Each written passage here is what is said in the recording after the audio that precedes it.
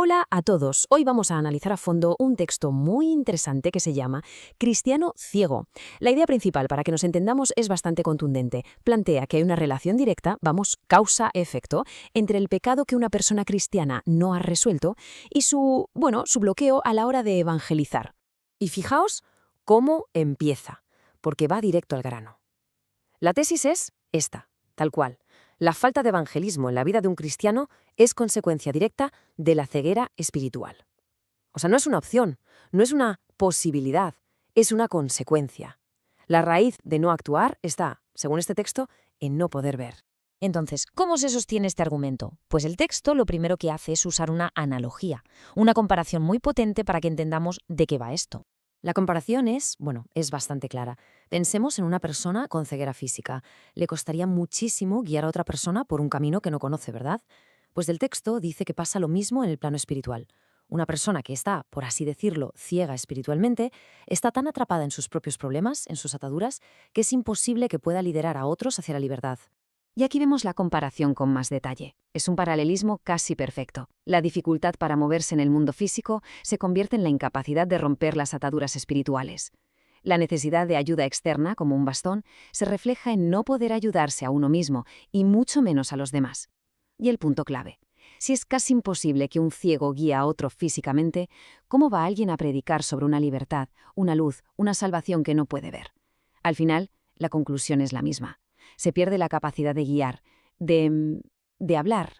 Vale, ya tenemos el problema planteado, la ceguera espiritual, pero el texto no se queda ahí. Ahora nos propone una especie de hoja de ruta, un camino para sanar esa ceguera, y para ello se apoya en un pasaje bíblico muy concreto. Ese pasaje es el Salmo 51. Según el análisis que estamos viendo, esta oración del rey David no es simplemente un texto poético y bonito, no. Se presenta como un auténtico manual, un paso a paso para salir de esa ceguera y volver a ver. Vamos a ver esos pasos. El proceso, según el texto, empieza por algo fundamental: pedir misericordia, reconocer que se necesita el perdón. Después, confesar el pecado, admitirlo sin rodeos. El tercer paso es rogar por una limpieza profunda, no un simple lavado de cara. Luego, someterse a la voluntad divina, un deseo de no apartarse de Dios. Y finalmente, como consecuencia de todo lo anterior, se pide recuperar el gozo, la alegría de la salvación. Es una secuencia que se presenta como válida para cualquiera en esa situación. Y después de todos esos pasos, llegamos a un punto de inflexión, a una palabra que lo cambia todo. Entonces. Entonces enseñaré a los transgresores tus caminos. Ese entonces es la clave. El texto insiste en que el acto de enseñar, de evangelizar, no es el primer paso. Es la consecuencia natural y lógica de haber pasado por todo el proceso de limpieza y restauración. Queda bastante claro, ¿verdad? La idea es que la mudez espiritual, esa incapacidad de hablar, solo se rompe después de enfrentarse al pecado. Mientras la causa de la ceguera siga ahí, sin resolver, la voz, por así decirlo, sigue paralizada. Bueno, y para que no parezca solo una teoría, el texto refuerza esta idea con dos ejemplos muy potentes. Se fija en la vida de dos profetas muy conocidos para ver si este patrón se cumple. El primero es Jeremías. El análisis lo presenta como un profeta que a causa del sufrimiento y de la persecución llega a un punto de ruptura, cae en una especie de ceguera provocada por su propia crisis, hasta el punto de que su misión se le nubla por completo. Y fijaos en sus propias palabras, son demoledoras. No me acordaré más de él, ni hablaré más en su nombre. Este es, según el texto, el momento exacto en que esa ceguera espiritual le lleva a querer abandonar, a silenciarse a sí mismo. Es el clímax de su parálisis. ¿Y cómo se resuelve esto? La intervención divina se describe como un fuego ardiente en su interior. Ojo, el texto no lo interpreta como una simple palmadita en la espalda, como un «venga, anímate». No, lo presenta como una confrontación interna brutal que le obliga a enfrentarse a su pecado de desobediencia y a arrepentirse. Y solo después de eso puede continuar con su misión. El segundo caso que se analiza es el de Isaías. Es un poco diferente, pero sigue la misma lógica. Isaías tiene una visión de la santidad de Dios, y su reacción inmediata no es de alegría, sino de pánico.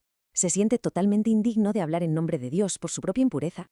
«¡Ay de mí, que soy muerto, porque siendo hombre inmundo de labios, han visto mis ojos al Rey!».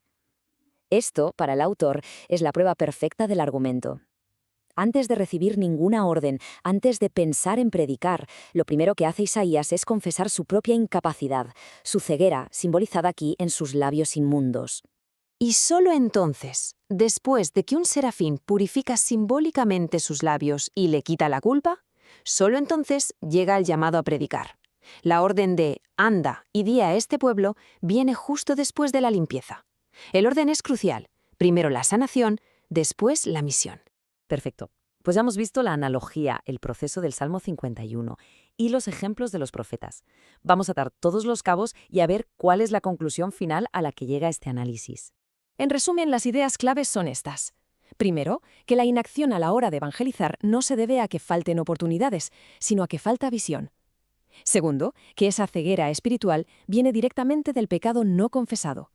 Tercero, que el camino para recuperarse, como vimos en David, Jeremías e Isaías, siempre empieza por el arrepentimiento y la limpieza. Y por lo tanto, la conclusión es que esa limpieza personal es un requisito indispensable antes de poder hablar públicamente. Así que, al final, el texto nos deja con una pregunta flotando en el aire. ¿Qué es necesario sanar para poder hablar? El enfoque que propone Cristiano Ciego es muy claro. El evangelismo no es tanto una tarea que hay que cumplir, como una especie de desbordamiento natural. Es lo que ocurre cuando un espíritu ha sido sanado y por fin puede volver a ver con claridad.